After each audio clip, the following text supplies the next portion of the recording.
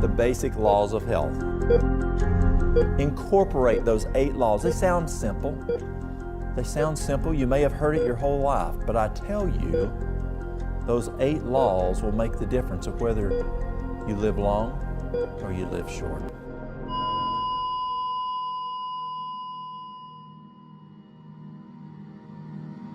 The things that you can grow in your garden, that you can put in your kitchen, that's where your medicine cabinet should be.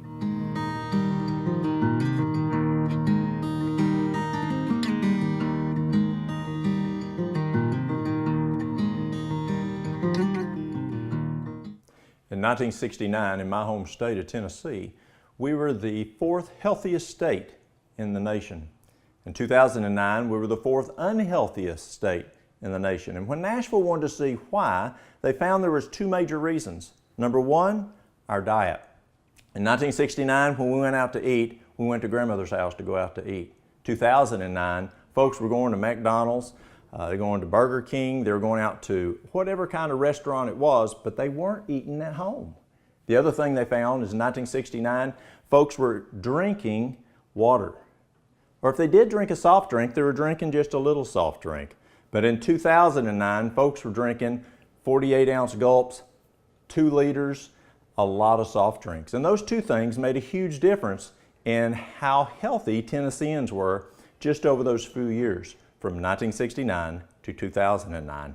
Well, I'd like to look today at what impact a kitchen can have on your health. What's in the refrigerator, what's in the kitchen cabinets can either make you healthy or it can make you sick. And we found that there's some basic rules of law. What we eat, what we drink, are we exercising? Are we getting sunshine?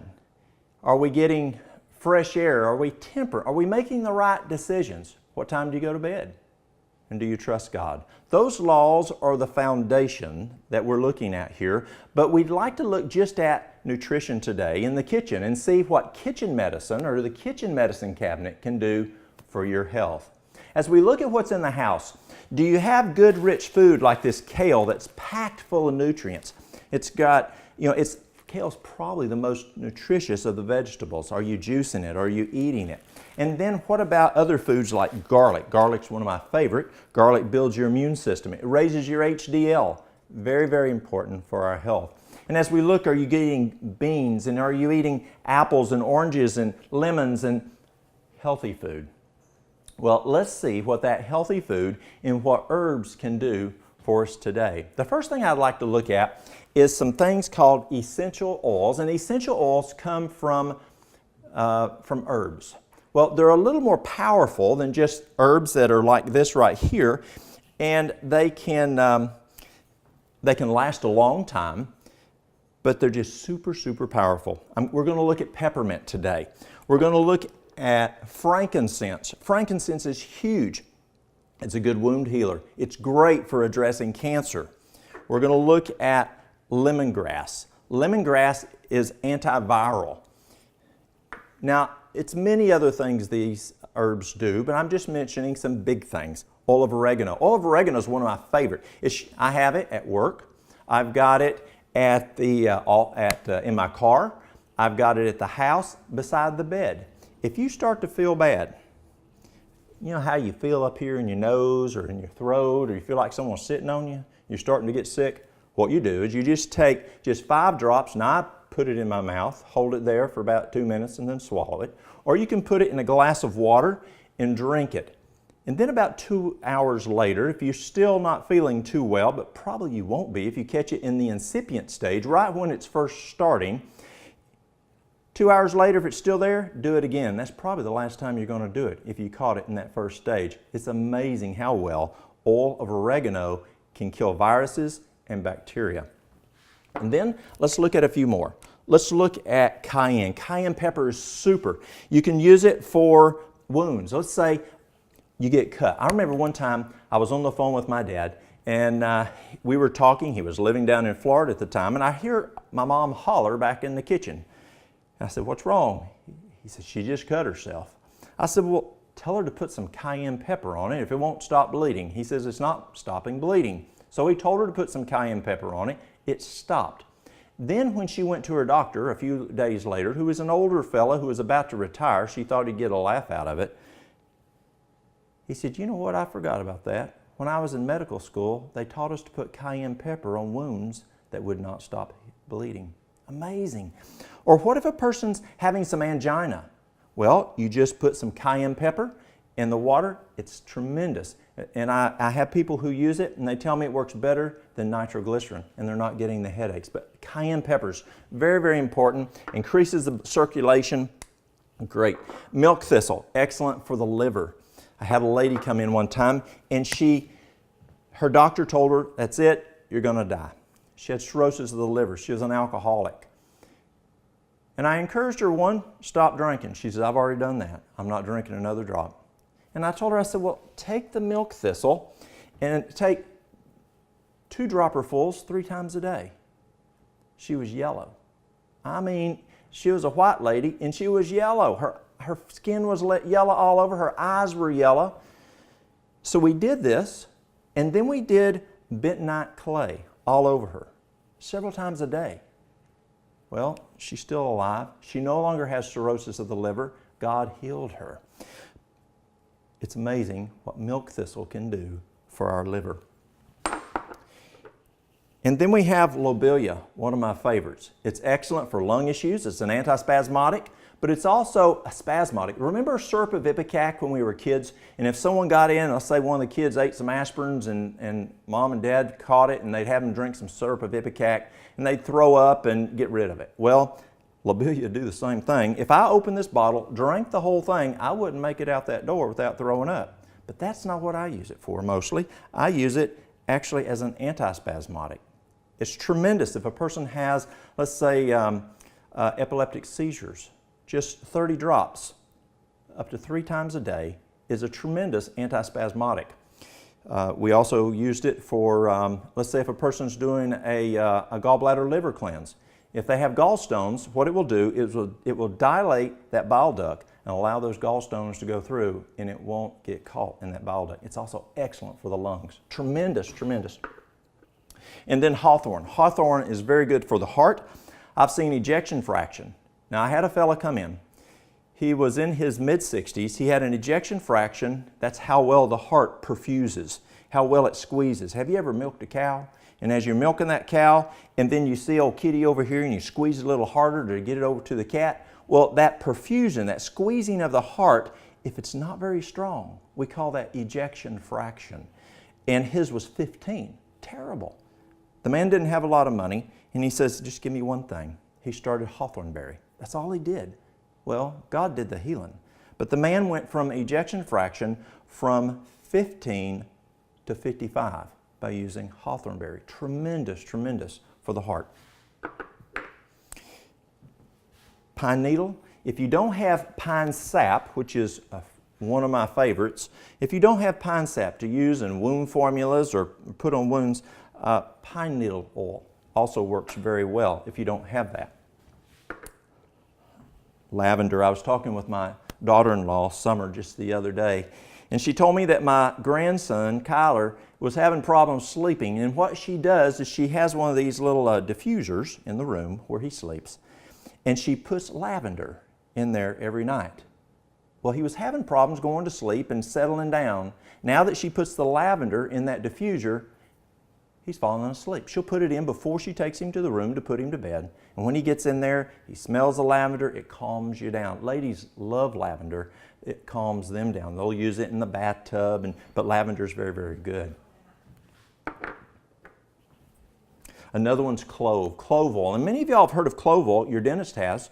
If you have a toothache, and that tooth, you just can't get that tooth to quit hurting, and you can't get into a dentist for 2 weeks or whatever, pull out from your medicine cabinet. Don't wait till you have a toothache to go try to find it because they may not have it anywhere near you. Find it. Put it in your kitchen medicine cabinet. And if you have a toothache that's just, y'all have had toothaches, you know how bad they hurt. Put a little clove oil on there. Be careful, don't get it on your tongue. It'll numb your tongue too. but put a little clove oil on that gum area there, inside, outside, and we'll talk about some other things to do. But clove oil will kill the pain for that toothache. Also, I use clove oil when I'm out working in my garden. Let's say there's gnats and mosquitoes. I'll take a little clove oil, put it on me. I'll use eucalyptus. I'll use different ones, but this is one I'll use. The gnats can't stand it for about 2 hours, and then I'll put some more on. Works very, very well. Citronella, another great one to keep the bugs off. You know citronella candles. Well, this is citronella oil, and I use it to keep bugs off and varmints away. Now another one, let's go back to the peppermint. If you want to keep bugs away, mice. If you ever get mice wanting to come in the house, or rats in the barn, or maybe squirrels in the attic, they hate peppermint. And so what you do is you put peppermint on a cotton ball, toss it in a drawer, toss it under the in a kitchen drawer or wherever. Pour it across, spray it over a threshold where they might come in the house. Throw it in the attic to keep the squirrels away. It works very well to keep rodents away. We also use it for spiders. Spiders don't like it either. Ants don't like it too much, but especially spiders and rodents like squirrels, mouses, and rats. Eucalyptus. Eucalyptus is really good. Have you ever heard of albuterol? Albuterol is something that we use if a person's having problems breathing. I used to use it. I used to have asthma years ago, and I changed my lifestyle. And I went to a different doctor that did natural medicine, and he said, quit doing dairy. And I did, because I had some colon issues that they told me I was going to die from. And I was telling this doctor some other issues. I said, I have full-blown asthma. And he said, I think we can get rid of your asthma if you'll get rid of that dairy. Well, I said, you don't understand. I have full-blown asthma. I'll have it the rest of my life, according to my pulmonologist. He said, let's just try it. Well, I quit the dairy. Asthma went away. So if you're using albuterol, you can put in your nebulizer, you can put some distilled water, and depending on the strength of the oil, like this oil is not as strong as this brand. This brand's a lot stronger than this one is, but depending on 2 drops to 8 drops, depending on how strong it is, you can put that in that water, put it back in that little bowl, and breathe on it, and it will work as a bronchial dilator, just like the albuterol. Mullein, sage, all 3 of those are excellent bronchial dilators.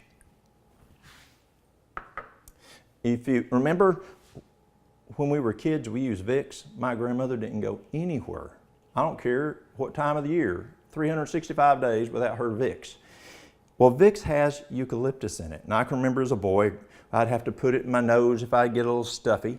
Well, Vicks has petroleum.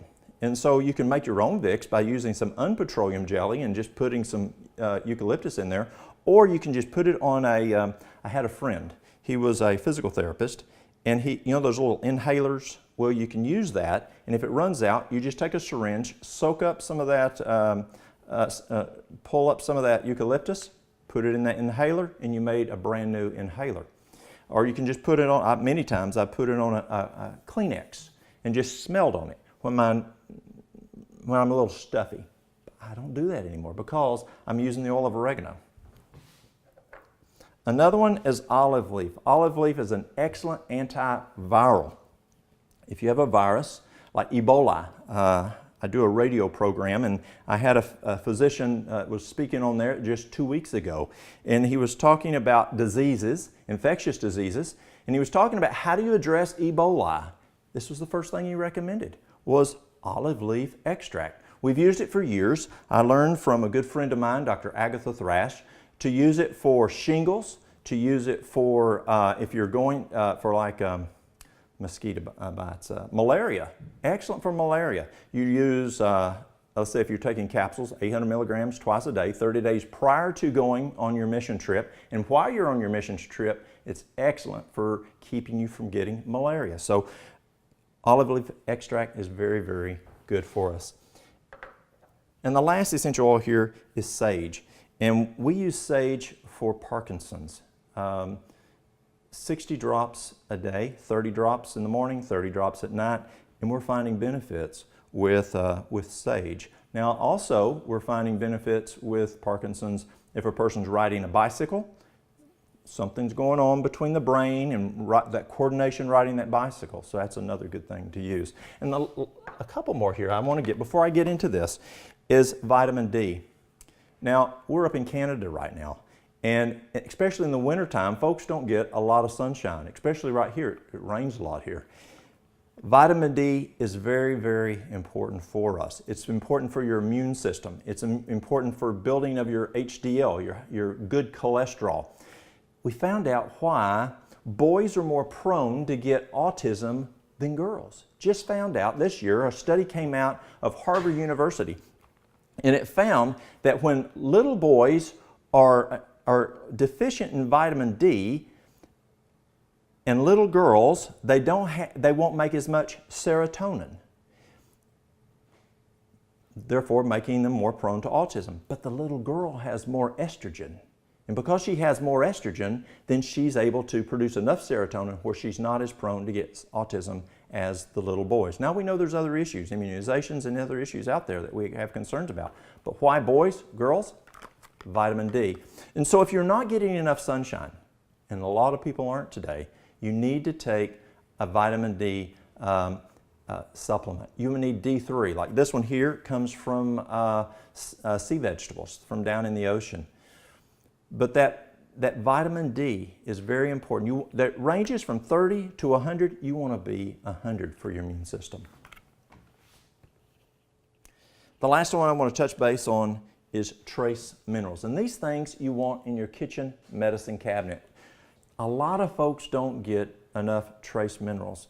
And here's why. What happens is you've got fats, proteins, and complex carbohydrates. They say carbohydrates, I like complex, not refined carbs. So you got fats, proteins, and complex carbohydrates. To make those guys work, you got to have vitamins. And in order for the vitamins to work, you got to have minerals. Well, what's the problem with minerals? Most folks aren't eating out of their kitchens, eating foods like this kale here, which is super, super good and loaded with minerals. So two things are happening. You got food or three things actually. You have foods that are processed, you have erosion, and then folks are using hybrid seeds instead of open pollinated seeds, or the old heirloom seeds.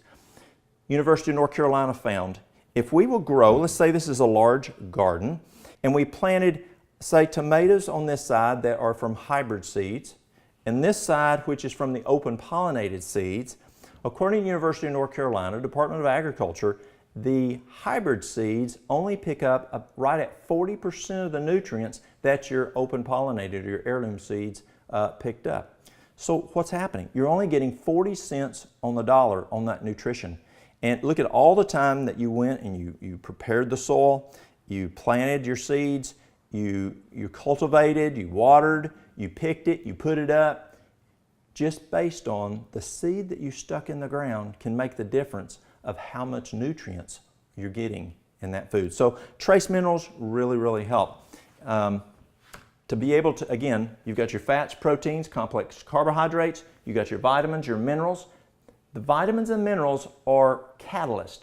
So if the minerals are on 8 cylinders, it makes the vitamins at 8 cylinders. When the vitamins are on 8 cylinders, then it makes the fats, proteins, and carbohydrates work at 8 cylinders. I say complex carbohydrates. Okay, when I work with people who want to stop smoking, I use something called Smoker's Blend.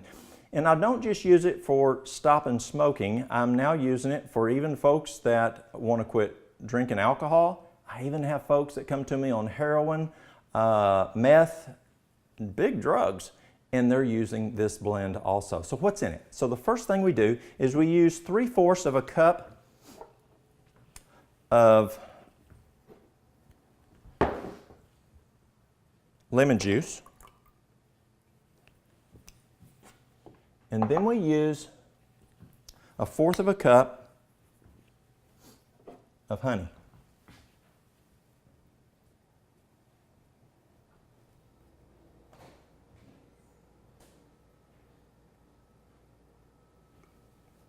I'm going to double check this to make sure this is 3/4 of a cup.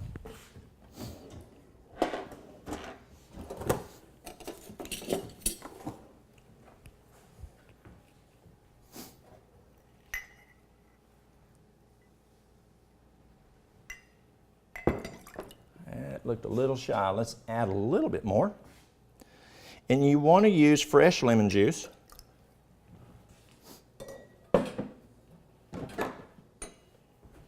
So it's 3/4 cup of lemon juice, 1/4 cup of honey,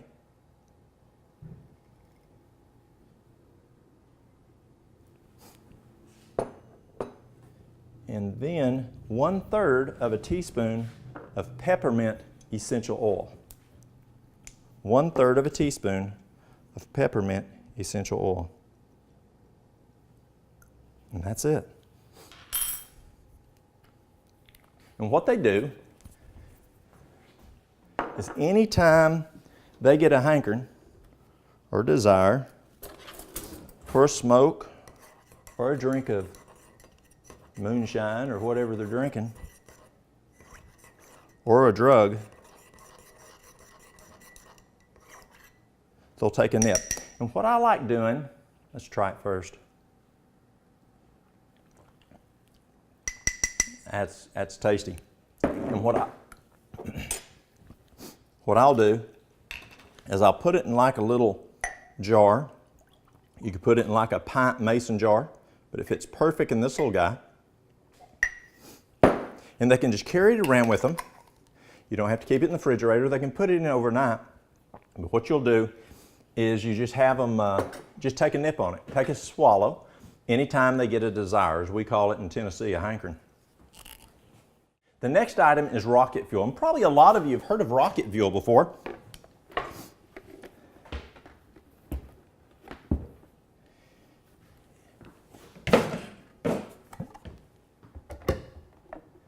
What we use, we'll take a little bit of water.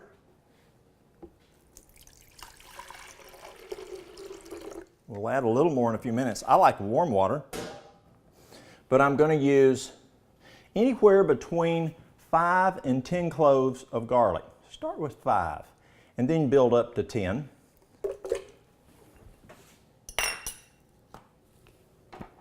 A half an onion.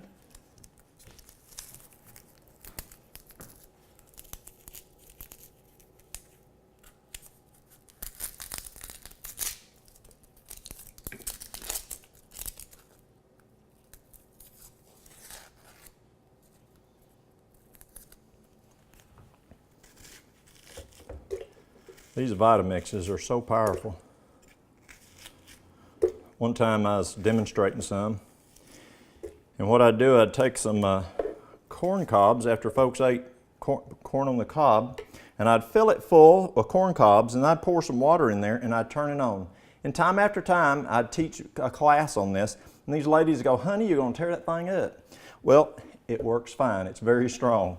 So we're going to put 5 cloves of garlic, a half of an onion.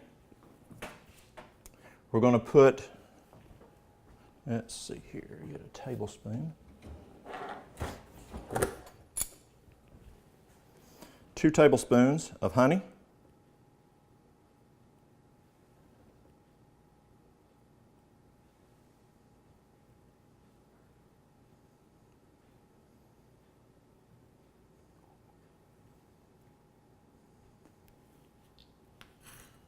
All of these are excellent for getting rid of, for building the immune system, for getting rid of whatever's ailing you.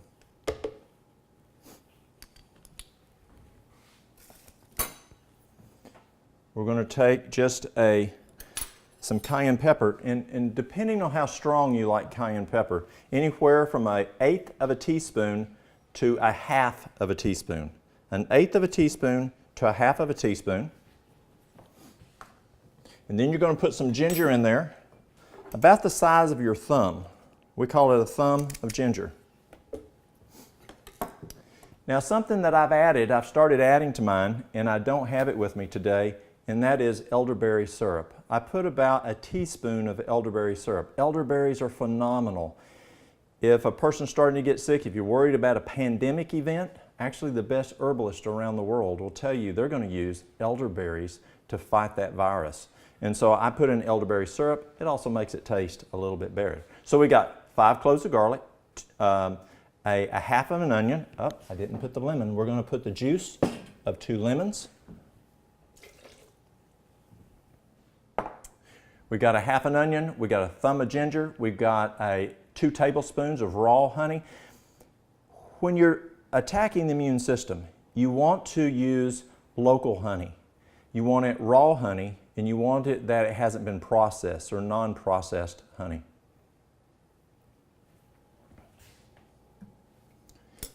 And then we got the elderberry. We're going to blend it just a little bit.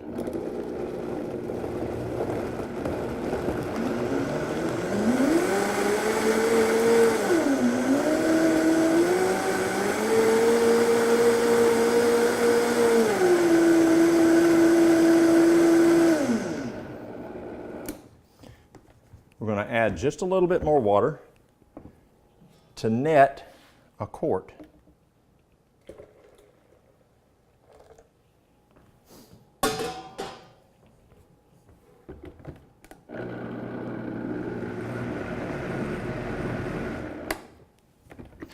And again, I like warm water. And then I like taking it and putting it in a mason jar.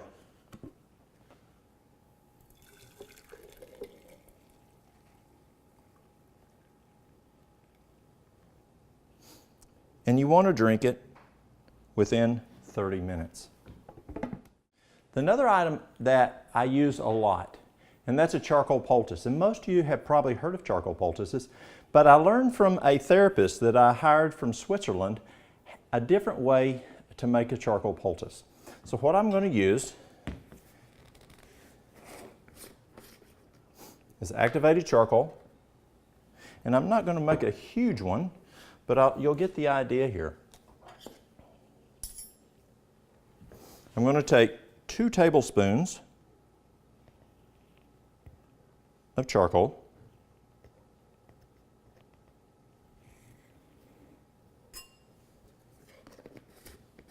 I usually make a large one that I make about this large, and that way a person can cut it and use it different times. But for the sake of time, we're going to make a smaller one, but you'll get the idea. And then I'm going to take and use psyllium seed husk powder.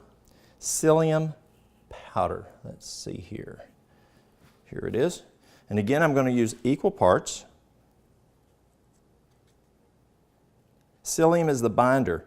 Charcoal is the drawer. It adsorbs. It doesn't absorb, it adsorbs. It's kind of like if I have a sponge here and there's water on here and I soak up the water, that's absorbing. But the charcoal adsorbs. So let's say I have some flour here and I have a dry sponge and I go across and it sticks to the outside. That's adsorbing. And so the charcoal does the adsorbing, but the psyllium does 2 things. It binds it and holds it together, but charcoal has to be wet to work. So you want to thoroughly mix it together. Now you can do one of 2 things. You can pre-mix it, and I call it instant poultice, and put it in a jar, take it on a hike with you. You get stung by a bee or bit by a snake or whatever it might be, all you have to do is add the water. So what I'm going to do now is I've got 1 part charcoal, I've got 1 part psyllium seed husk powder, and then you're going to add 6 parts water. Now, how many did I put? I did 2 tablespoons. So we're going to do 6 parts times 2, 12 tablespoons of water.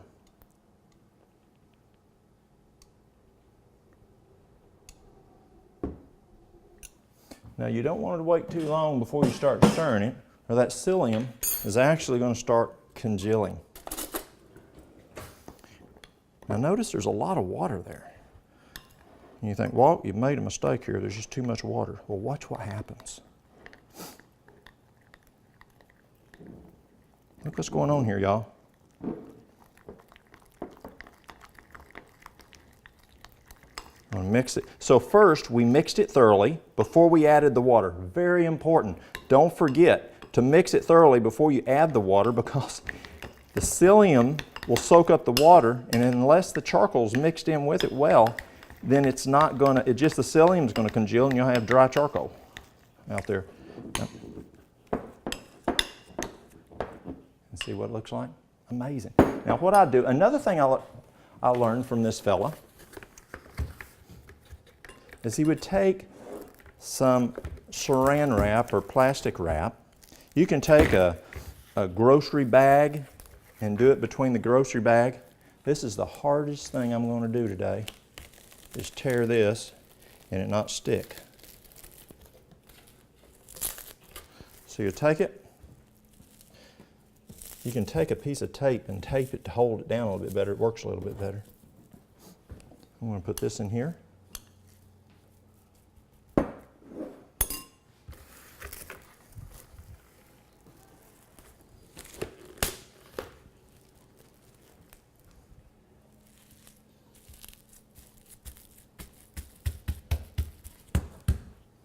You can use a rolling pin. You may use a mason jar, whatever you want. Wait a few minutes and let it soak up a little bit better. See how much better it holds together with that psyllium? Now, you can go ahead and let's say you have an eye infection. Just cut a piece out that's about the size, a little bit bigger than your eye. Or let's say a person has a boil. We call it a boil. And let's say they have a boil on their arm. You want it a little bit bigger. Place it on there. Now, if there's an open wound, put a piece of wet paper towel there, because charcoal does have a propensity to tattoo.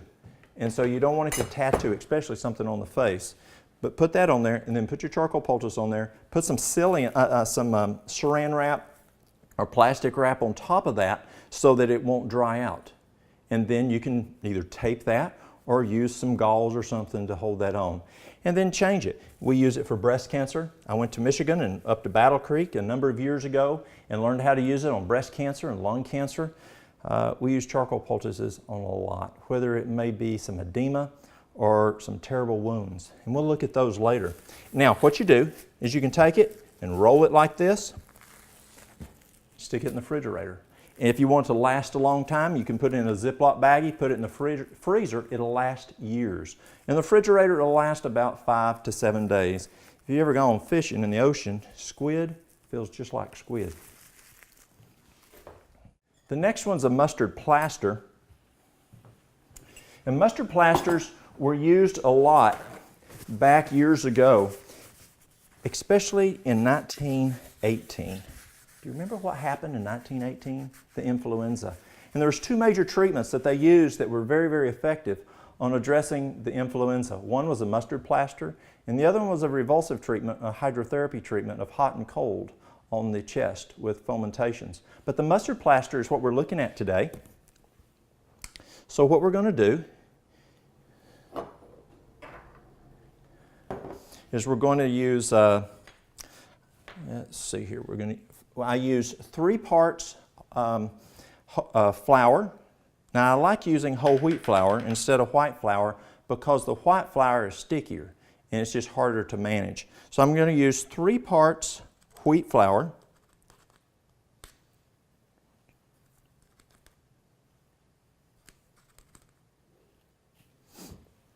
And then 1 part mustard.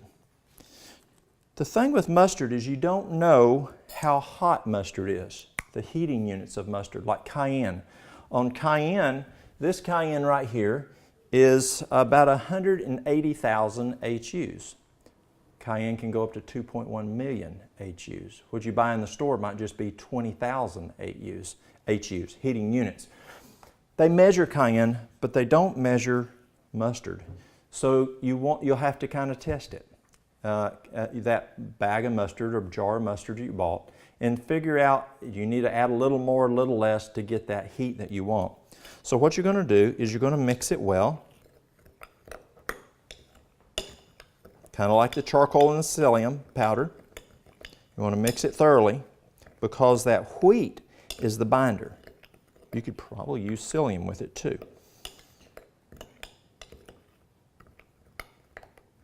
Because that's all it's doing is just binding it.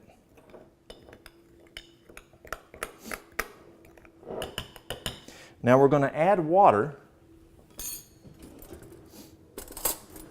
and you want it about as thick as is if you're making biscuit dough.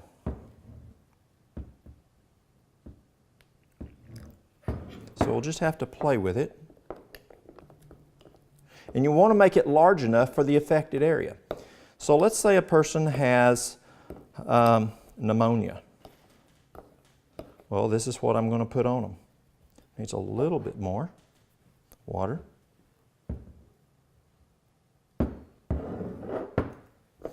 And you want it enough, I would probably put it on both lungs. And you can put it on the front and the back. You don't just have to put it on the front. That's a good consistency there. About like biscuit dough. Well mixed. Now the difference in a mustard plaster and a charcoal poultice you're pulling out the toxins and pulling, and it's actually, the charcoal poultice is soaking up stuff. The mustard plaster, what it's doing, it's increasing vascular flow. It's increasing more blood flow to that area, so it's not getting contaminated. So you can actually use your mustard plaster 5-6 times. Again, I use the either the Walmart bag or the t-shirt bag, we call it. Plastic bag. Now when I was in Venezuela, they don't have the luxury, many places out in the bush, of plastic. And so when they're making charcoal poultices or mustard plasters, they're using a sheet. And they'll use that sheet over and over and over. And so that will work. We used to use a paper towel. When I first started making charcoal poultices, I would just use a paper towel and make it wet on the outside, and it will soak right through it. So you can, depending on where you are around the world, you might be listening in Africa right now, or you might be listening in Malaysia. So depending on where you are is what you use in hand.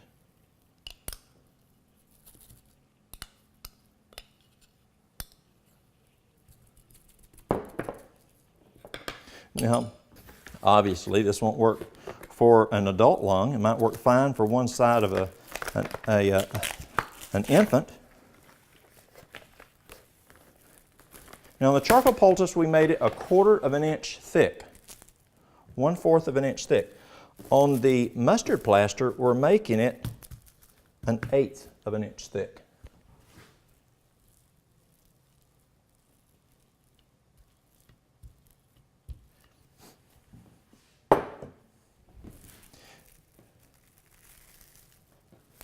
Now the difference in the charcoal poultice and the mustard plaster, unless you made just a small charcoal poultice, you're taking a part of that charcoal poultice and you're putting it on the hand and you're getting a piece of cellophane and putting it on it. But on the mustard plaster, you're making one the size for one thing. And so let's say that you have inflammation in the hand, or let's say that you were putting it on the lung, that you would put it directly on, you won't put any barrier, put it on, and you'll leave the plastic. You don't want to throw away this piece of plastic, because when you pull it off, you're going to put that plastic back on there, roll it up, and it's ready to use another time. You don't want to use a mustard plaster on children less than 2 years of age, because mustard plasters can burn. They actually can, if you leave them on too long, they can actually blister the skin. So we don't use it on children less than 2 years of age, because they can't say, that's getting hot, I'm starting to feel hot. They're just trusting you, or they might start crying. So you want them old enough to say, that's starting to burn. If so, take it off. Normally, people will leave it on anywhere from 10 to 20 minutes. But if they say it's getting too hot prior to that 10 minutes, take it off. Don't say, well, we got to leave it on there for 10 minutes. I'm sorry. You might blister that child or blister that adult. So just take it off, and then you'll use it again. So that's the mustard plaster. Works very, very well. Our next one is the castor oil pack. I like using castor oil packs. I use them for breast cancer. I use them for ovarian cysts. I use them for lumps in the breast. You can use them for all kinds of things. Well, what you do is, we've got our water. I'll turn this down a little bit here.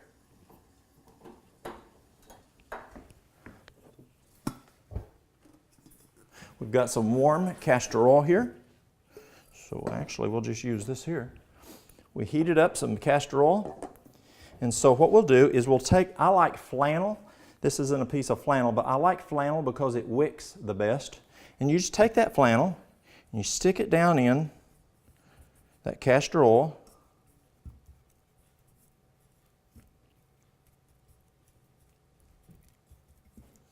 It's rather messy and sticky. Kind of squeeze it out.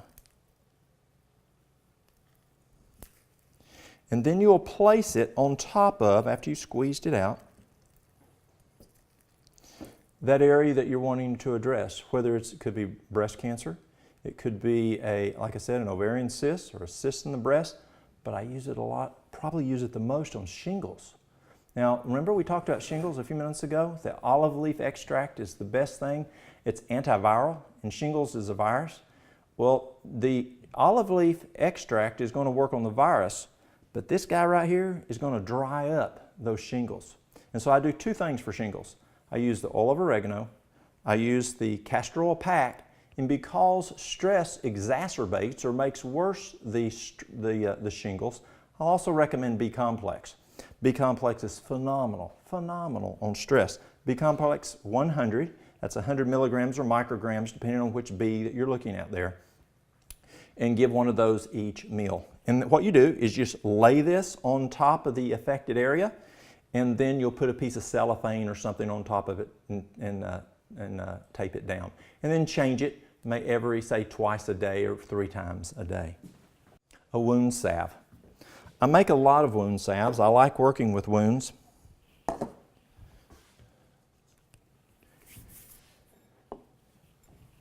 See if this sounds familiar. I'll take 1 part golden seal,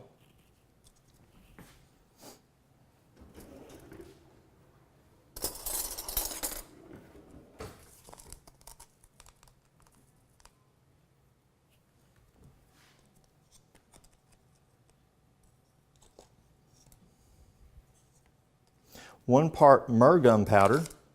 Sound familiar?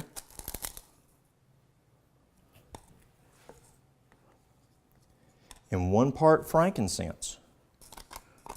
Now frankincense is super duper for wounds, especially deep wounds. Now it's interesting, you've got frankincense here and a powder, which is rather economical, and then you have frankincense and essential oil, which is very expensive. It takes a lot of frankincense like this to make essential oil, and that's why it's so expensive. But if I'm making like just a wound salve, this works very, very well. If I'm addressing cancer, I'm going to use the essential oil because it's much, much more powerful. Now I'm going to mix these together. 1 part golden seal, which kills any type of infection or pathogen that might be there.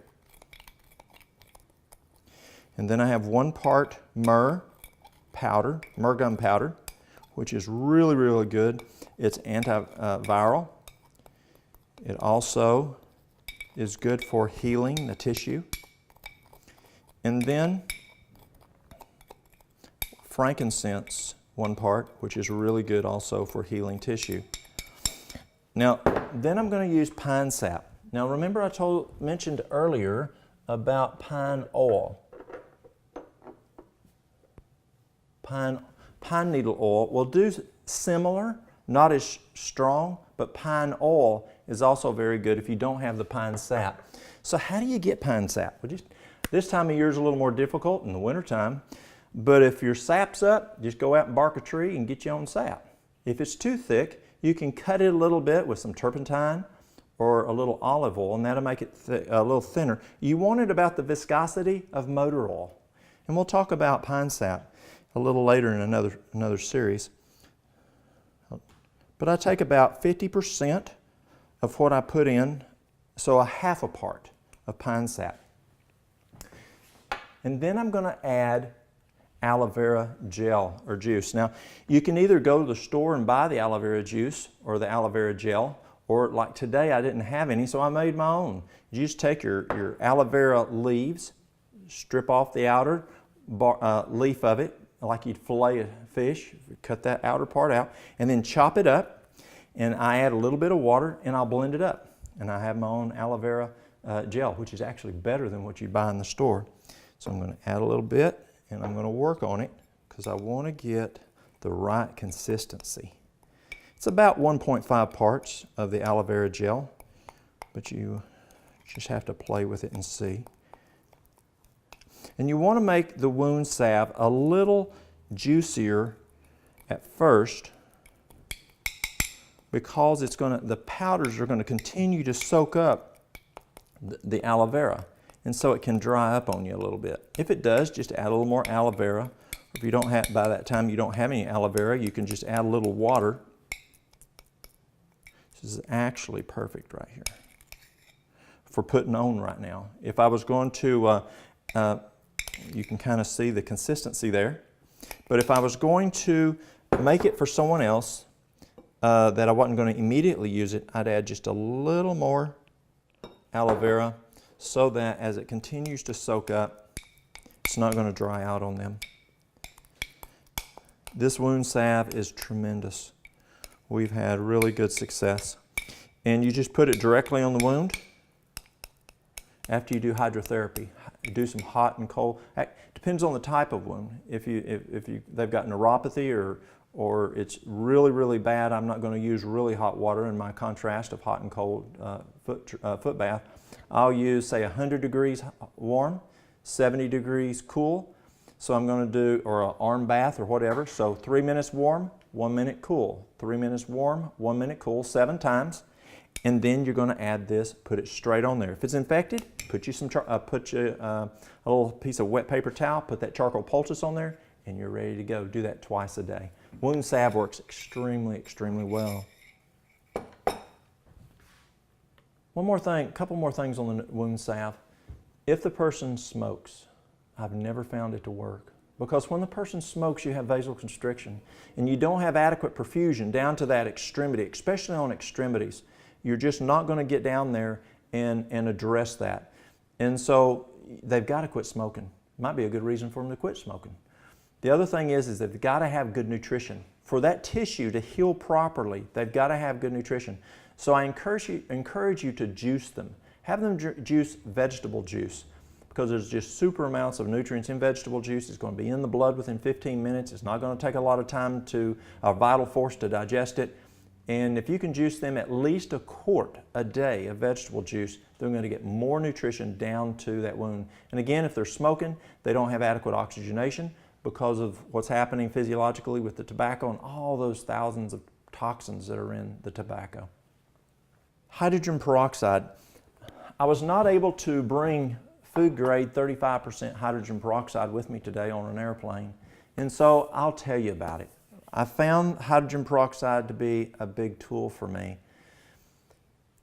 It's not the same as what you buy in the grocery store. What you get in the grocery store or the pharmacy is 1.5% or 3%. And you don't want to use it because it has a preservative in it that is toxic. It's poisonous. And so you can't drink that. But the food grade hydrogen peroxide you can consume orally.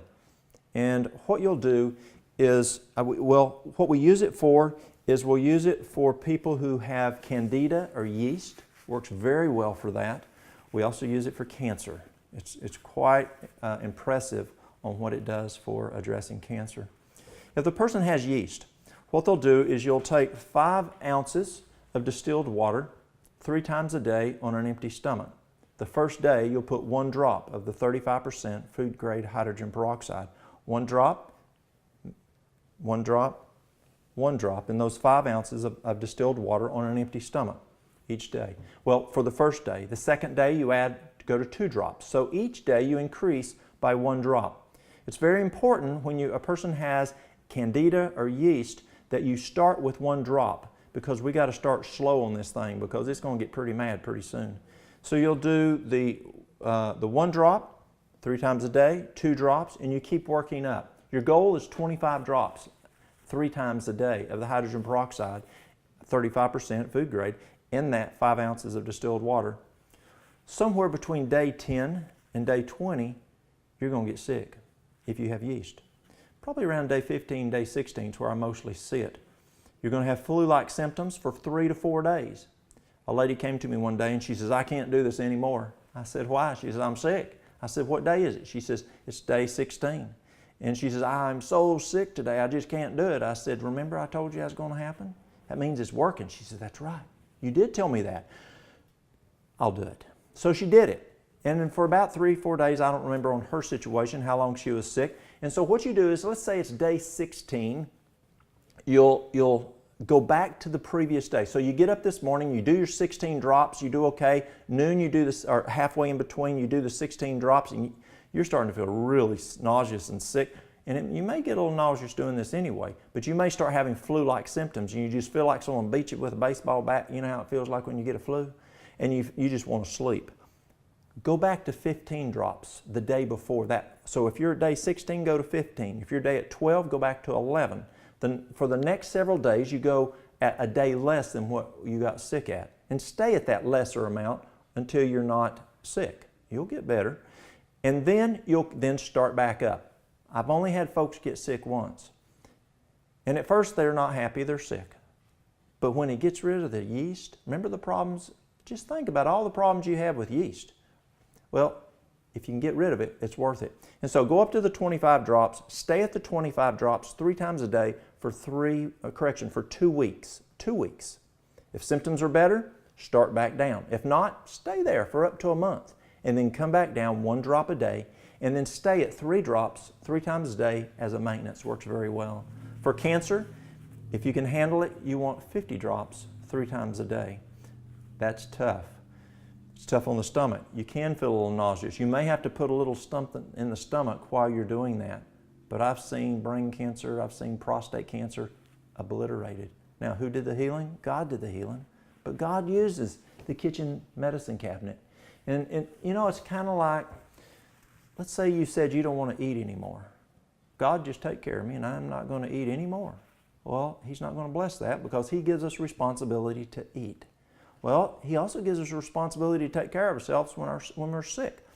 Ask Him to bless it, just like you ask Him to bless that breakfast that you ate this morning, or that dinner you ate this noon, or that supper you're about to eat, that God will bless it and give you good health. So when you use any of these, you want to make sure you pray first and ask God to bless it.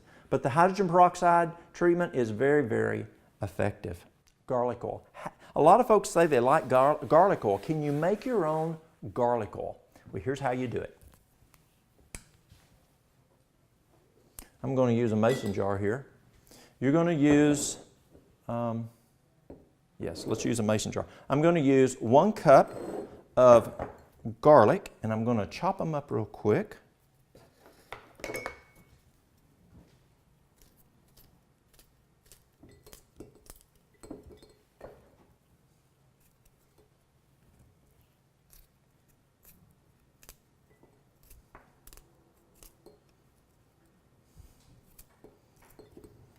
So now we've got 1 cup of chopped up garlic, and now we're going to add 1 cup of, 2 cups of olive oil.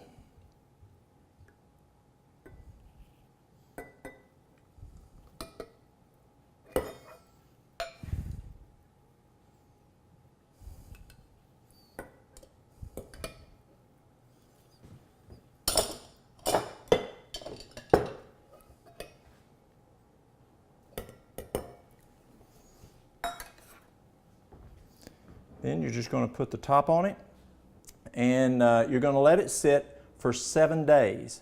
You'll shake it every day, and then after 7 days, you will, you're going to shake it, and I'd do it twice a day, and you just shake it good. And what I'll do, I'll show you how to do it.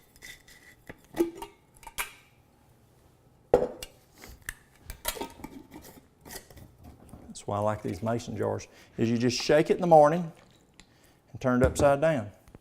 And then tonight, you're going to shake it a little bit and turn it like that. And you're going to do it for 7 days, and then you're going to strain it. And then you'll store it in the refrigerator, and you have olive oil. Very, very good. Now, you want me to share with you my favorite garlic? Now, there's no question, Garlic like this is tremendous to use every day in your food.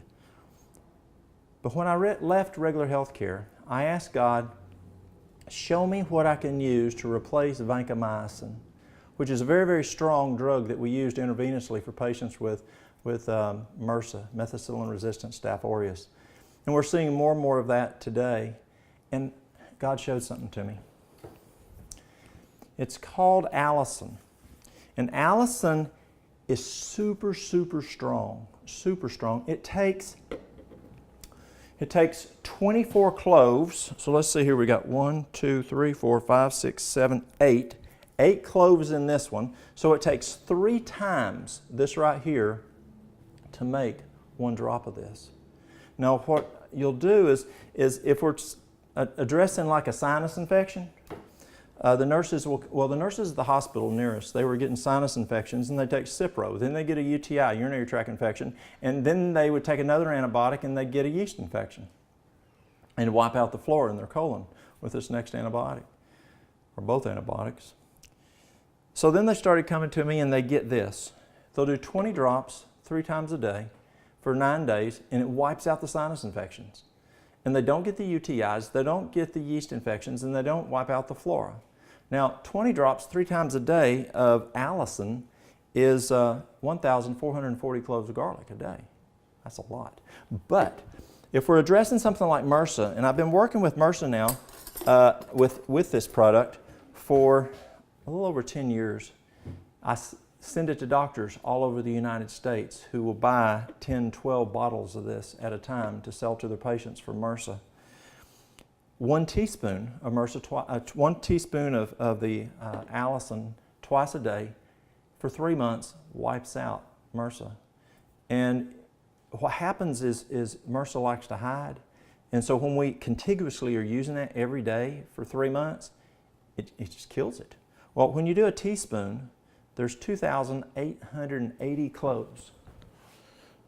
So we said 3 of these would equal 24. So you can imagine how many cloves it'd take to make 2,880 clove these things, how many bulbs it'd take to make that much to do a teaspoon. And we do that twice a day. Now, if I'm catching something, like I said, I'll use oil of oregano. And I keep it again. I keep it in the office, I keep it in my car, and I keep it at home, actually on the headboard, in case I wake up at night and I feel like I'm catching something. Immediately in the incipient stage, I want to use this. But I'm also a firefighter to help my local community out. And if I'm out at the middle of the night and I'm fighting a house fire and it's 3 degrees outside and I'm soaking wet and I'm frozen and I'm not getting my sleep, I can start feeling it come on.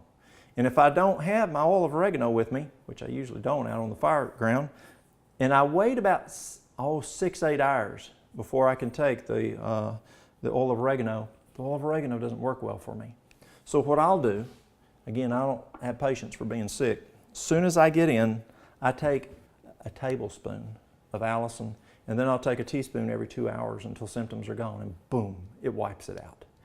Very, very strong, very, very powerful. We use it for Lyme disease, we use it for H. pylori, C. difficile, just all kinds of health issues that are very powerful. Garlic. Allicin is the component in garlic that builds the immune system. It's antibacterial, antifungal, antiviral, antiparasitic, antimicrobial, very, very powerful. And one more thing I'd like to share with you is we were talking about cancer. I have a friend, he's a physician down in North Carolina, and he is having very good success. Again, where do you get this? In your kitchen medicine cabinet, not your bathroom medicine cabinet, or you didn't get it from the pharmacy. But it's lavender oil. Remember my little grandson, Kyle, his mama uses this to put him to sleep at night just in the diffuser? Well, that doctor, if he has a patient comes in with breast cancer, he will put a half a teaspoon on the breast and on the other breast. And he does that 4 times a day. A half a teaspoon applied to all over the full breast, each breast 4 times a day. And he is finding consistently within 2 months that cancer's gone. Phenomenal. What God gave us is natural medicine. that's in the kitchen medicine cabinet. A potato poultice. Now my grandmother taught me this years and years ago back on the mountain in Tennessee, and she would use a potato poultice. I'll put it on this. Or as we called it back then, tater poultices. And you take and you just grade your potato.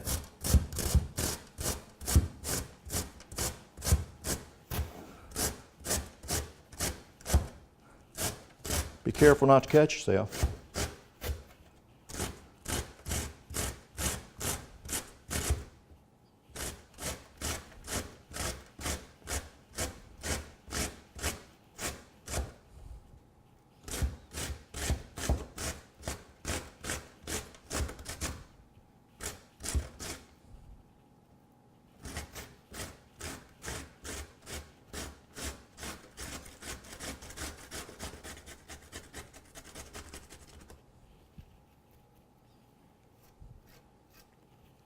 Potato poultices are very, very good.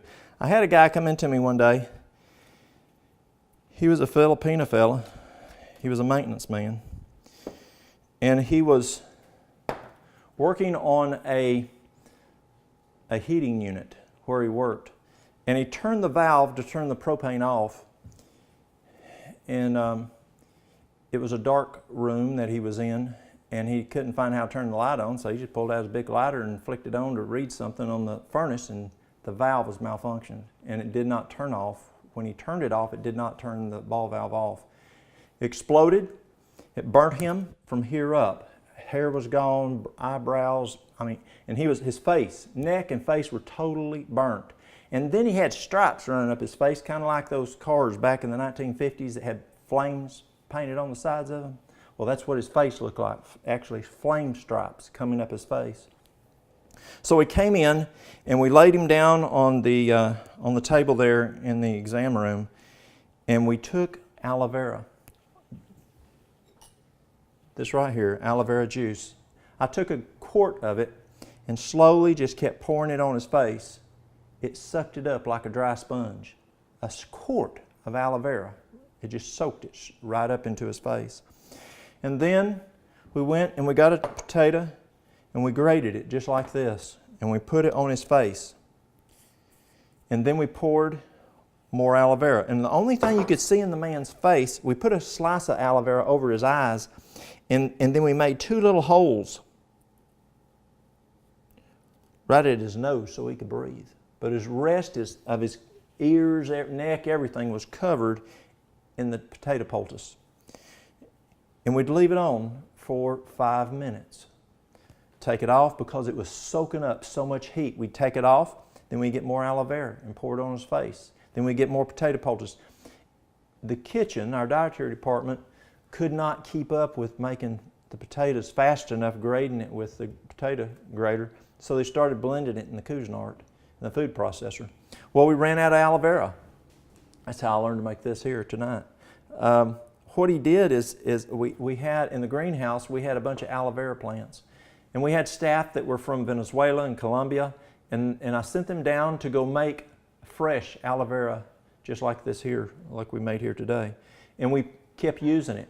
And we eventually went to every 15 minutes, and then we went to every half hour, depending on how hot the potatoes were getting.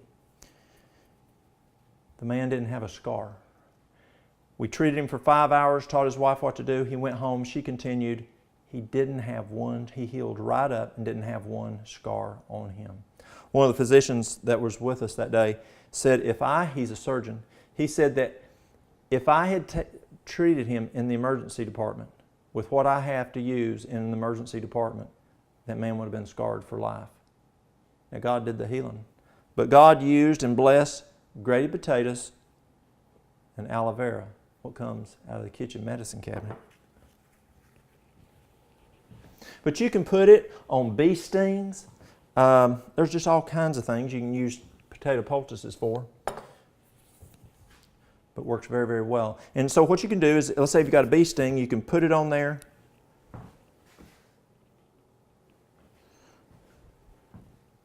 Put that potato poultice on there. Put you some of that cellophane on there, or garbage bag or something, hold and tape it on there. and then change it about every 30 minutes, and it'll pull that sting out from that bee sting or wasp sting. Another favorite poultice of mine is a cabbage poultice. And cabbage poultices work very well. Now, don't make the mistake that I did one time. We ran out of green cabbages, and I had a man that flew over from London because he was having problems with hemorrhoids. And so they were so bad that they couldn't fix them there. And so he came over for us to help him with his hemorrhoids. And one night, about 9 o'clock, I was making a cabbage poultice for him to put another one to put on his hemorrhoid, and I didn't have any green cabbage, but I had red cabbage. So I went and made him a cabbage poultice out of red cabbage. That man stained his night clothes, the carpet, the bedding, everything. Don't use red cabbage. So what you do is you take it, and you can take a hammer or something, and you beat it to where it bleeds. A hammer works real well, or a rock. But what you're doing is you're beating it to where the juice comes out of it. You're making the juice, you are fracturing the cells, and the juice now is on there. So it's the cabbage juice. But you don't want to do it in a Cuisinart. You want to do it just like what we're doing right here.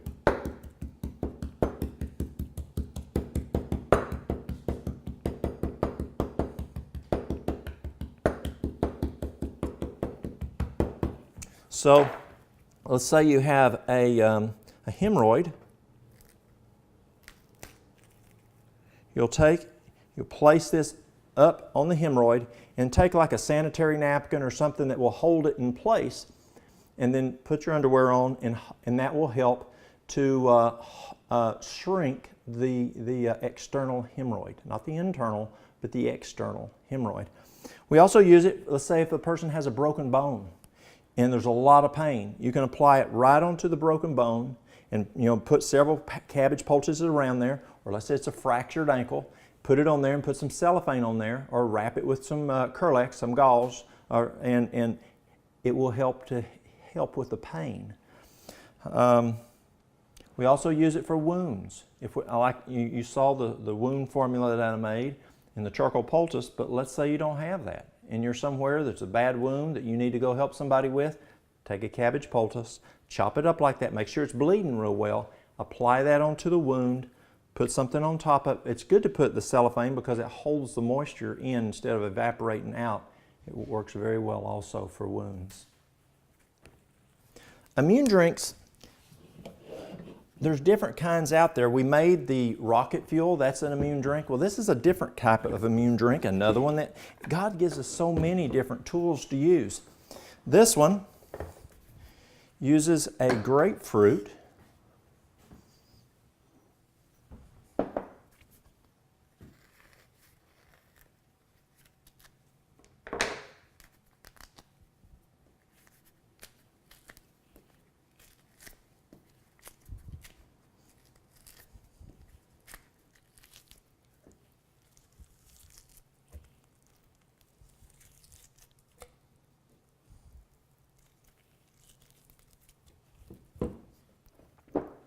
Isn't it neat where we can just use our food to be our medicine?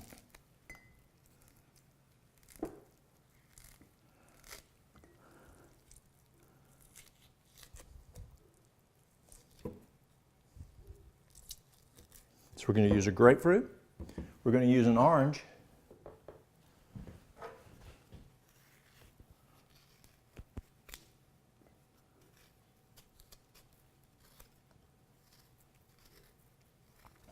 What's orange juice good for? A lot of vitamin C. Now, a lot of folks will say, well, I can drink me some orange juice and I'll get that vitamin C. Well, several reasons you don't want to drink that orange juice. If you didn't make it, it was made a couple of weeks ago or a month ago, wherever they made that orange juice, that vitamin C is probably oxidized and gone. The other is it takes a lot more than just one orange to make a glass of orange juice. And oranges, fruit, are very high in fructose. And so even though when we were kids, or even to just, probably 13 years ago, I would have said you need to drink a quart of orange juice a day. But we don't do that anymore because it will lower the immune system. Let's say that you've got a urinary tract infection. And so what do you use? Cranberry juice. Well, you're after the D-mannose is the chemical that's in the cranberry juice, but the problem is that cranberry juice is full of sugar. And here you have an infection. So what are you doing? You're actually lowering your immune system. So you don't want to use the cranberry juice for urinary tract infection. You want to get the D-mannose, which is an extract, just like the allicin is an extract from the garlic, or bromelain is an extract from pineapple that we'd use if a person has inflammation or if they're looking for digestive enzyme. And so your D-mannose is it'll wipe out a urinary tract infection. Just 1 teaspoon of D-mannose every 2 hours during the symptoms of urinary tract infection, gone, wipes it out. And you don't want that cranberry juice because it has so much sugar in it. So we got 1 grapefruit, 1 orange. We've got 2 lemons.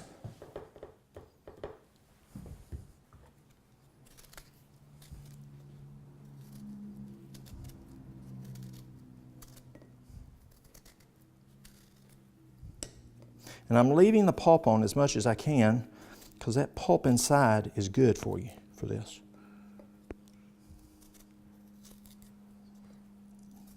Doing it a little faster than normal.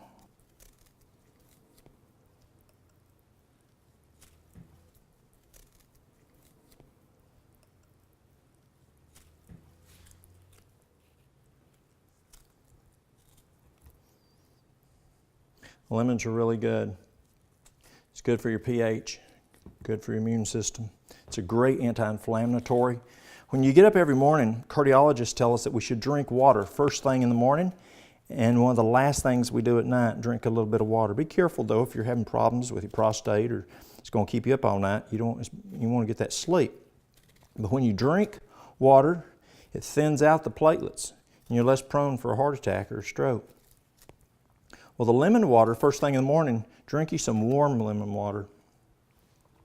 That liter, that 2 cups of water, is going to free flow and it's going to clean your urinary tract.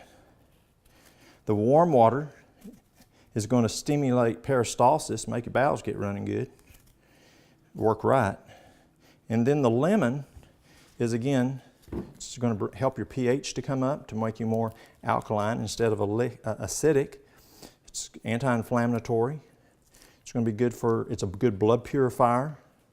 And it's also going to help your immune system. So lemon water is great to drink first thing each morning. So we've got a grapefruit, an orange, 2 lemons. Let's get 2 cloves of garlic. Let's see, 3 cloves of garlic. So we're going to put 3 cloves of garlic in there. And then we're going to put 3 drops of the peppermint essential oil. Just 3 drops, that's all. Not like the smoker's blend. 1, 2, 3. That's it. I think we got an extra, but we'll be okay. And then what you're going to do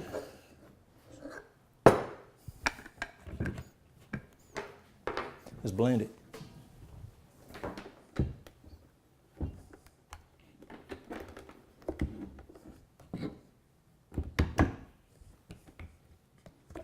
We're going to add just a little water. May have to put a little more in a moment, but we'll start with that.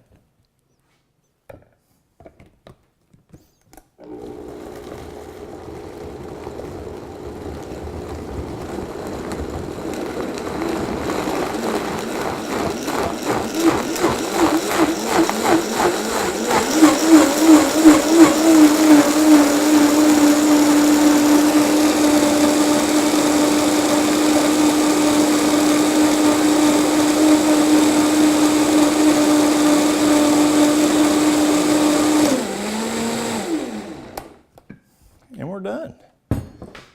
Now you're not going to drink this whole thing like you did the rocket fuel. For an adult, you're going to drink 1 cup a day. And for a child, you're going to drink a half a cup a day. And you'll just go and take it and you're going to put it in the freezer or refrigerator. The next one is an onion poultice. You notice we're using onions a fair amount and garlic is because it's just super good if we're sick to use an onion.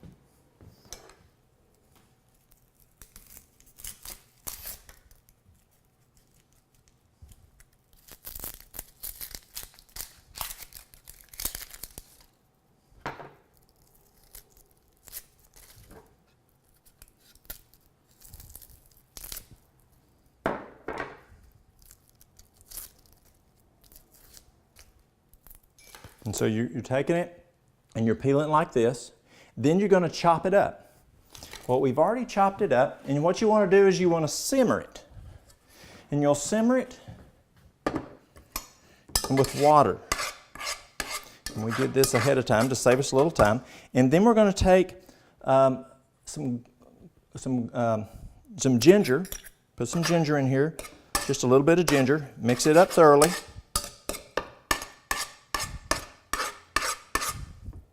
You don't want it real hot, but you don't want it cold.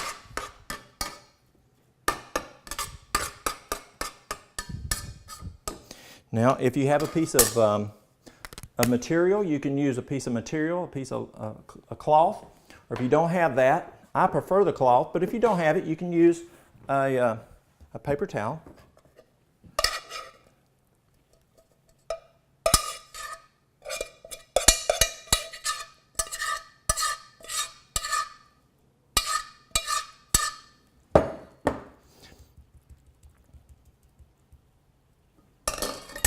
You can tape it. Now, if you use a paper towel, as you can see, it's going to get wet through there. And so it's working well. And then you'll just apply it to the affected area. And you can turn it under, tape it, whatever, and then apply it on the... A lot of times we use an onion poultice for lung issues. If a person's having respiratory problems, we'll just apply that onion poultice right on where the lungs are. Again, something that we have in the kitchen medicine cabinet. Okay, so let's look at what we can do here. Let's first start with a tea. I like teas a lot.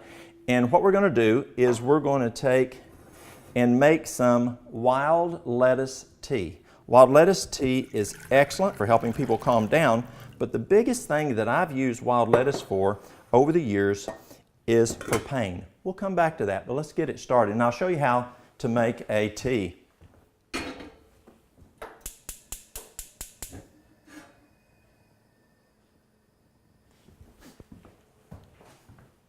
Well, let's check our tea over here.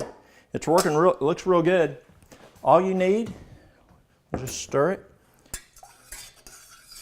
Now, some people use tea balls, but I use quite a bit of herb when I'm using things medicinally. Some herbs you can use more. Most herbs you can use more than you. A lot of times you'll use a teaspoon to put in a teacup. That's just enjoying drinking. But if you're doing a medicinal, you've got to use more. But there's two herbs that I don't use more because they don't work right if you use more. And one is sage, and the other one's catnip. So if you have a little child, I had a lady bring her daughter in just the other day, and the baby was crying and it had colic, or it may have croup. This one had colic. And you just take a teaspoon to a cup of water, make a tea. And then you'll give that little baby a teaspoon or 2 teaspoons every couple hours, or older child a little bit more. But I ask the moms, I'll ask them, are you breastfeeding your baby? They're not. And it's amazing what God has done to help your babies from getting sick. We've now learned well, we've known for years that breast milk will help with the bone structure. We've known for years that it helps with the immune system. We've known for the last probably 10 years that it's very important for the gastrointestinal system. But it's just the last couple years we found cardiovascular-wise, especially I'm now reading from the year 1 and 2. That means you need to nurse that baby to the baby's 2 years old to get that full cardiac benefit. And these moms will come in and they'll say, no, I don't nurse my baby, it's gross. Gross. No, that's the way God made it. And these children that come in, and the moms are bringing them in, they got colic and they got croup and they're just sick, their bellies are hurting.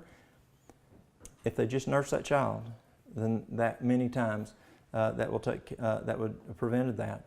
And so I asked the moms, would you like to start breastfeeding? And if they are interested, I'll have my wife work with them, because even ladies who adopt, we're able to get those ladies to breastfeed. That's fun. That is so cool, because just the bonding between the mom and the infant, or the immune system and all those benefits I just mentioned for the baby. And so I encourage you to encourage other folks to be sure and breastfeed. Remember, I told you that in 1969, my home state was the 4th healthiest state. And in 2009, it was the 4th unhealthiest state. The 5th item that Nashville found, the Department of Health, women don't breastfeed in my state anymore. And that was a major cause that in 2009, people were less healthy because babies were not being breastfed. In the top 5, that was a major reason. What do you use? Help that mama have breast milk. You can use fenugreek. You can use feverfew, marshmallow root, but fenugreek is the big one that we use, and it works very well. So I encourage you. So all we do is like I said, I don't usually use those little herb balls, and so I'll just put it in there, and I'll pour this through a kitchen strainer and put it into a mason jar, and they can either, for the wild lettuce, they'll drink 1 cup every 2 hours. If that works and the pain's gone, then try every 3 hours. And if that works, every 4 hours. What we called least dosing when I worked in regular health care. If you had pain, we'd hit you hard with a narcotic, and then we'd calm down that pain, and then we would figure out, let's say we'd go and figure least dosing, we'd cut back until you had pain again, and come back up until we managed that pain. We did the same thing with psychotropics. Come down, saw that behavior again, come back up until we managed that behavior, and that was least dosing. Do the same thing with this. There's no sense in taking more than what you need, but take enough that will work. So we start out with 1/4 of a cup or 1/2 a cup of the wild lettuce in a quart of water. Make the tea, strain it, drink 1 cup every 2 hours. That should do it. If it works well, again, every 3 hours, 4 hours, you may find that 2 cups a day does well to address your pain. Folks with arthritis will use it just for all kinds of pain. My oldest son had some dental work done one time, and the dentist told him he was going to have something for pain. And my son said, "No, I'm okay. I'll be okay." And the dentist did the work. And he said, "What did you take before you came here?" My son said, "What do you mean?" He said, "There's no way that you didn't have that pain if what I did." He said, "What did you take?" Thinking he took a narcotic. My son said, "I just drank some wild lettuce before I came. I drank a quart of wild lettuce this morning." He said, "What?" He said, "I just drank a quart of wild lettuce before I came and had this dental work done." And he felt it a little bit, but he didn't have the pain, and the dentist knew that something he'd been taking. Calcium smoothie.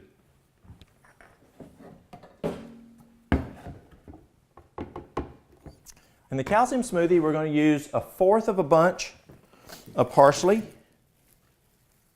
Now, parsley's really good. I'll tell you 2 of them. I had a good friend. He was a surgeon, and he called it his blood transfusion. And he'd put the whole thing in there, and then put a little bit of pineapple juice, like we're going to do in a minute, and blend it up and have our patients drink it. It is full of nutrients. This is a great blood cleanser. It's great in chlorophyll, but for this one, we're just going to use, for the calcium smoothie, we're just going to use 1/4 of it. Also, another great source of calcium that we mentioned earlier is this guy right here, stinging nettle. Nettle tea has the most calcium of any of the herbs that I'm aware of. So then we're going to add a cup of pineapple juice.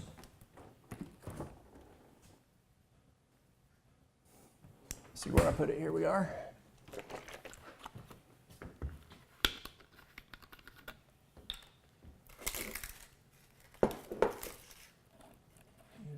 this right here.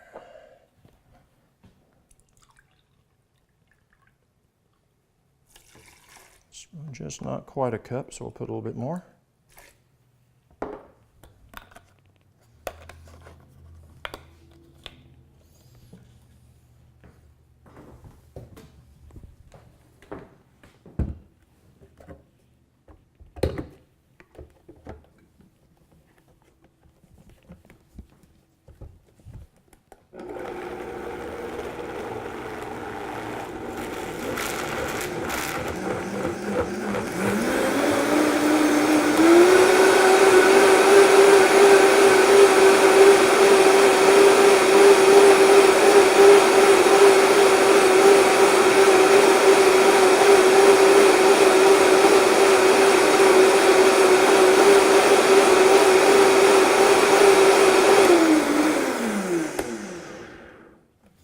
And you want to blend it till it's very smooth, and you're going to drink 1 to 2 cups a day if you're needing some extra calcium. Now, calcium, I'm not that much into supplementation, calcium supplementation. I'd rather get my calcium from these guys right here, green leafy vegetables, your spinach, your kale. If you do take calcium though, in a capsule, in a supplement, make sure that you do a 2-to-1 ratio calcium to magnesium, because when you take calcium, it's going to use up magnesium that's in your body, and that's going to make you deficient in magnesium. We'll talk about magnesium later. But you want, say you're taking 1,000 milligrams of calcium, you need 500 milligrams of magnesium. But here's what's cool. God put the right ratio in your greens. God's going to take care of us. The other one's a colon formula. And this colon formula really made a difference in my life. As I mentioned earlier, I had a physician a number of years ago actually tell me that I was going to die because I had some significant colon issues. And so I went to a different doctor, and he said, I think I can help you. And one of the things he had me do was this colon formula. So let me share it with you. And we help a lot of folks with this colon formula. We're going to use psyllium seed husk, the whole. Don't use the powder. Trust me, it'll get like Jell-O. So you're going to do psyllium seed husk whole. And to help us here on time, what we'll do, so we're going to do 2 parts. We'll say that's 1, 2. 2 parts psyllium, 1 part slippery elm powder. Slippery elm is phenomenal from anything from the mouth to the rectum. Very, very good for the digestive tract.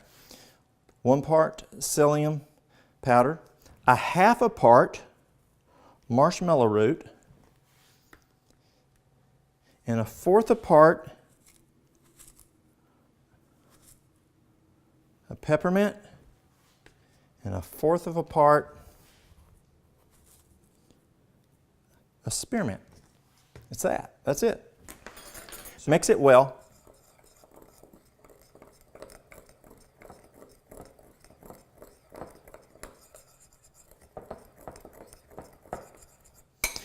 And you want 2 tablespoons 2 to 3 times a day. I used it in water. Some people will use apple juice. I don't prefer the apple juice if they have ulcerative colitis or any type of ulcerative proctitis, because that you don't want anything raw, fruits or vegetables, for 6 months until that's healed up. So so you just take the 2 tablespoons, twice, stir it in there, but drink it pretty fast. But the slippery elm, the marshmallow root, the peppermint, the spearmint are really, really good to help heal the tissue of those ulcers, or even IBS. We use it a lot for IBS. Then there's an ulcer formula that we use. In the ulcer formula, very similar. We're going to put 1 part slippery elm,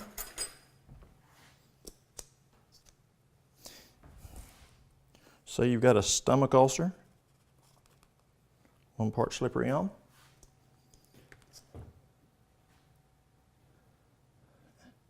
a 1/2 part licorice root. And I did licorice root also. Licorice is really good if you're having problems with the colon. And then 1 part marshmallow root. And then you're going to want 1 part comfrey. And this is comfrey root. And then 1 part golden seal. Golden seal is a favorite of mine. But be cautious on golden seal. Golden seal is very powerful. And you want to use golden seal for about 2 weeks, and then you want to stop it for about at least a week, if not 2 weeks, and alternate with something else. But also don't take it long term. Long term golden seal utilization can cause depression, and so you want to be careful. And so what you do is just stir it up, and you can just take it and take a tablespoon twice a day of it. It'll be fine. Would you like a bonus? I'll tell you how to get rid of strep throat in less than 24 hours normally. What you do is you take a teaspoon of golden seal. You put it in a cup of water, make a tea. And what you're going to do is you're going to, every 2 hours, take enough to gargle for 2 minutes and then swallow it. Every 2 hours of waking hours, and normally within 24 hours, strep throat is gone. Phenomenally powerful.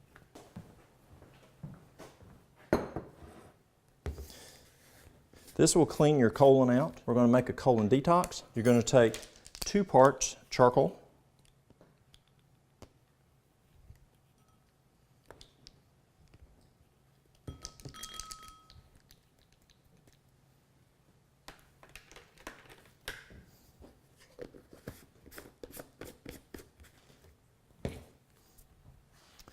you want 3 parts bentonite clay,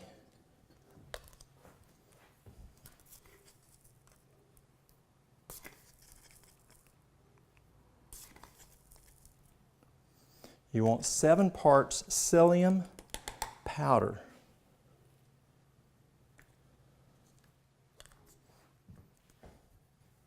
not whole, powdered 1, 2, 3, 4, 5, 6, 7.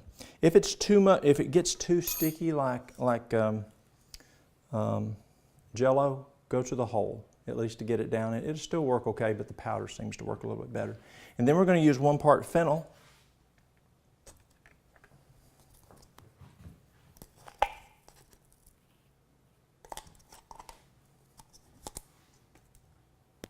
I'll mix it well.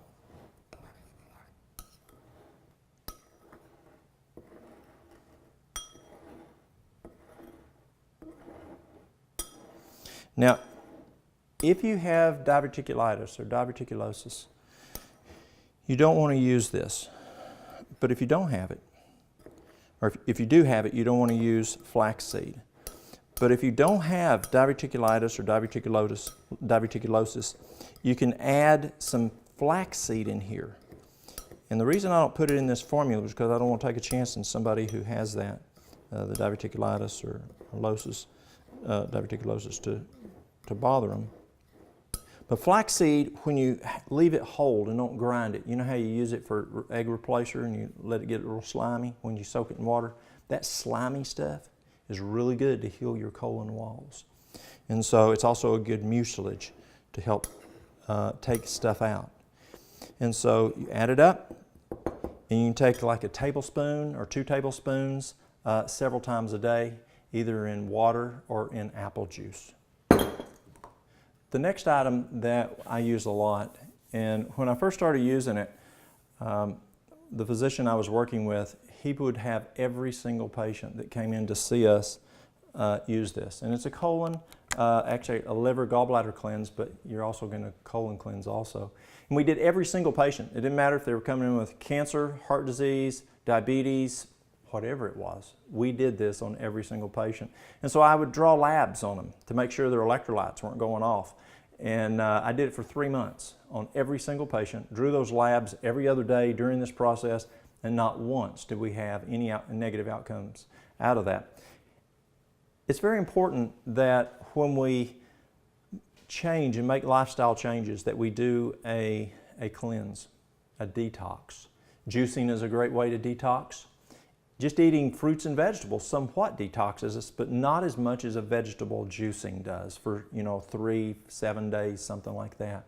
But to really get the gallbladder and the liver, do a good detox there, you want to do this process I'm getting ready to share with you. I had a man come into me one time, and he'd just come back from over in Europe, and he was speaking in Europe, and when he got to Heathrow in London, at the airport there, he had a significant gallbladder attack, and they rushed him to the hospital, and they said, "Sir, you're going to have your gallbladder out." And they stabilized him, and for some reason they shipped him back to America to have that done. And he went to the big medical center near us, and they said, "Sir, your gallbladder is totally full of gallstones. You're going to immediately have to get it out." And he says, "I want a second opinion." So he came up to me and he said, "Walt," he says, "can you help me? Can we get rid of these gallstones? I don't want to lose my gallbladder." I said, "I think we can." So we did this, what I'm getting ready to share with you, and he went back to this major medical center, not one gallstone left in his gallbladder, and he kept his gallbladder. So it works very well. And so it's great for cleaning the gallbladder if you have gallbladder issues there, not working well, or gallstones. Person says they have fatty liver, they have problems with liver, not, you know, they've taken drugs, medications or whatever for many years, and they want to clean all that out. It works well. My wife did this, and this terrible, terrible, nasty stuff came out. And we had two physicians there, and they came in and we looked at it, and they'd never seen this before.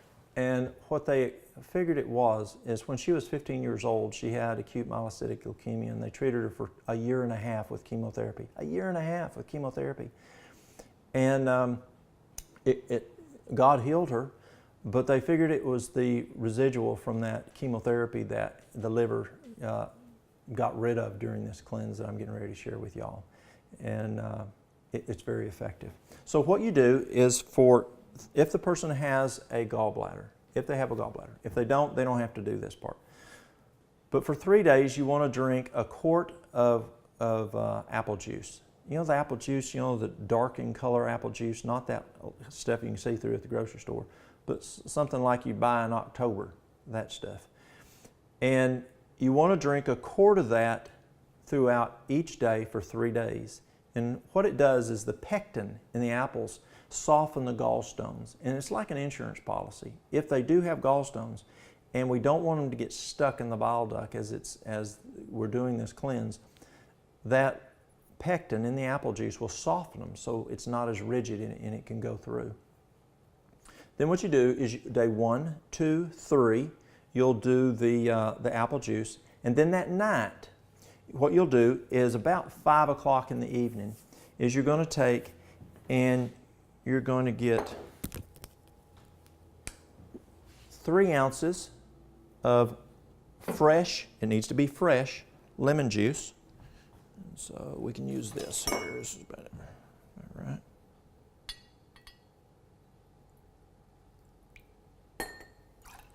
Three ounces of lemon juice.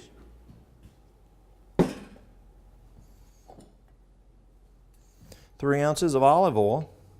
Now for y'all that are in, let's say that you live down in Venezuela, or you live down in Brazil, or in some country that doesn't have olive oil, then what you can do is you can use 2 ounces of coconut oil. 2 ounces of coconut oil instead of the olive oil, because I know in some places, even down in Jamaica, they sometimes have problems getting the olive oil. So you can use the coconut oil instead. Take that, and you get about a thumb worth of ginger, and you're going to grate it up and put it in there. If you have a blender, it's a whole lot better. You're going to just drop this in there, blend it up real good, but if you don't have a blender, you just grate this up really good, or get ginger powder, a tablespoon of ginger powder, and put it in there, stir it up, and you're going to drink that. But before you drink that, you're going to take 30 drops of lobelia, because the lobelia is going to dilate your bile duct. Now that's if you have a gallbladder. If you don't have a gallbladder, you don't have to worry about this part, just like you don't have to worry about doing the apple juice. But you're going to take 30 drops of this, then you're going to drink this here.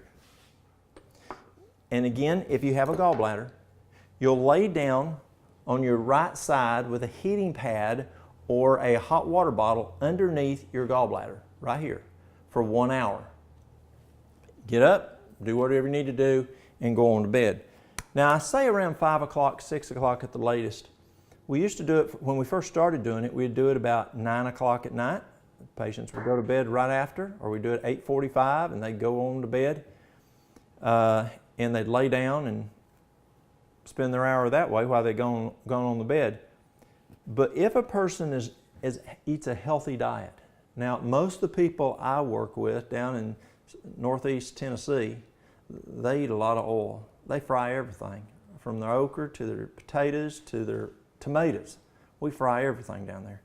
And so when they drink this, this oil does not bother them at all. But if you don't have a high oil intake diet, it may make you a little nauseous about 2 or 3 hours later. And I don't want to wake you up around midnight.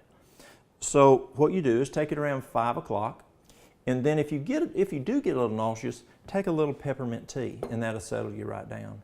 Now what that's going to do tonight is it's going to back flush your liver and your gallbladder.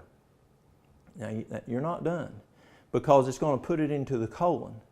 The next morning, you want to take a half a gallon of warm water, body temperature.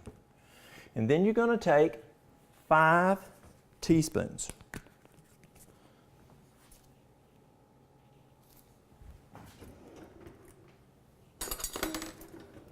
And that's going to make it right at isotonic.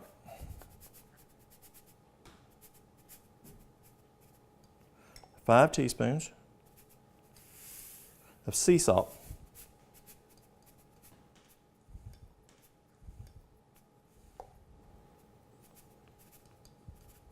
There we go.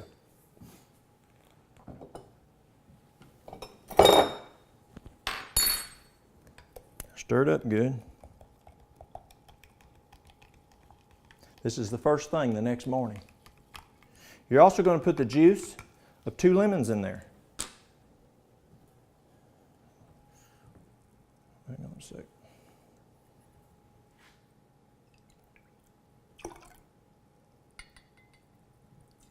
It's right about 2 lemons worth. Now, the volume of water is to flush you. You want to flush that out of your colon. Have you ever flushed a toilet with a bucket of water? Well, you take a big bucket of water and flush that toilet. You don't take a teaspoon or a tablespoon and put in there and try to flush that toilet. It takes volume of water to flush that toilet. Well, to flush that colon, it's going to take about a half a gallon of water, drinking it in 30 minutes. Don't go over, or it's not going to work. 30 minutes. And I tell folks, just pour it into a mason jar, fill up 2 mason jars. In 15 minutes, you got to have one finished. In the other 15 minutes, you got to have the other one finished. And don't try to just guzzle it down. It might come up the other way if you drink it too fast. So just drink it 1 quart, 15 minutes, the other quart, 15 minutes. The volume of water is going to flush the colon. The salt is going to stimulate the colon to move. The warm water is going to stimulate the colon to move. The lemon, that's just for taste. Now, you're not finished. That bathroom is yours for 2.5 hours. And stay there. Don't think you can even go to the kitchen to do something, because you may not make it back. But it's going to flush your colon. So you're actually getting a liver cleanse, a gallbladder cleanse, and a colon cleanse all at once.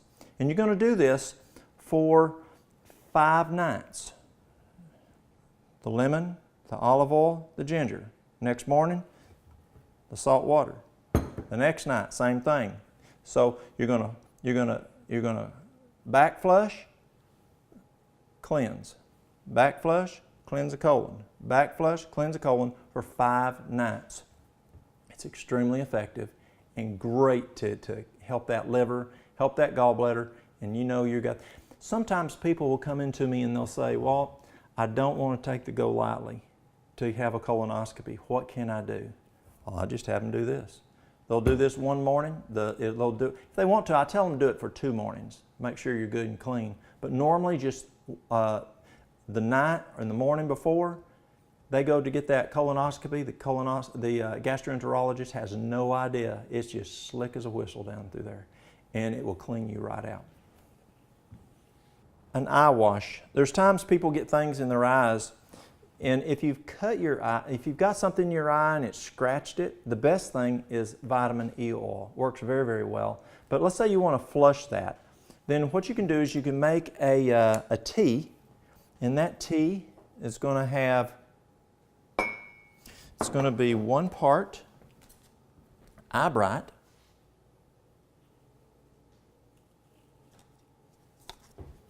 eye bright's really good for your eyes. 1 part eye bright, 1 part chamomile. Remember, we use chamomile for helping us sleep at night. half a part fennel.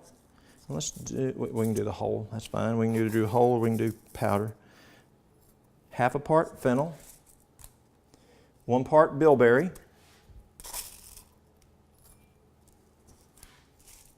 and now let's go back to my favorite. One of my favorites, golden seal. 1/4 part golden seal. You're going to mix it well, and you're going to make a tea. Now notice here, I've got some parts in here that you don't want to stick in your eyes.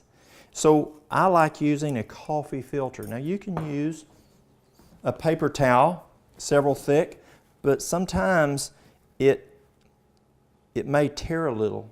And so I like using a coffee filter. Now I don't drink coffee, but that coffee filter is an excellent filter when I'm doing an eye bright tea or a golden seal tea or this tea here that I'm going to put in a person's eye, because I want to make sure it's just only going to be that tea. I don't want anything in there to scratch the eye. You just make a tea, and then what you'll do is you strain it well, and then you'll put it into the eye, and it's a great eye wash. Then there's an eye tea. This one has eye bright leaves. And again, we're going to do 1 part. Let's see here, we can use this one right here. Oh, we use this one.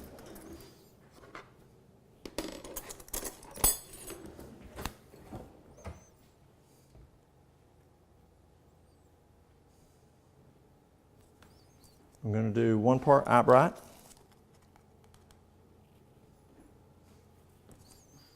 And we're going to do 1 part bilberries, just different herbs. You'll see a lot of similarity. And then you're going to mix it up. 1 teaspoon per cup of water. Make a tea, strain it, and again, strain it very well before you put it into your eyes. Eye strengthening formula, we're going to use ginkgo biloba.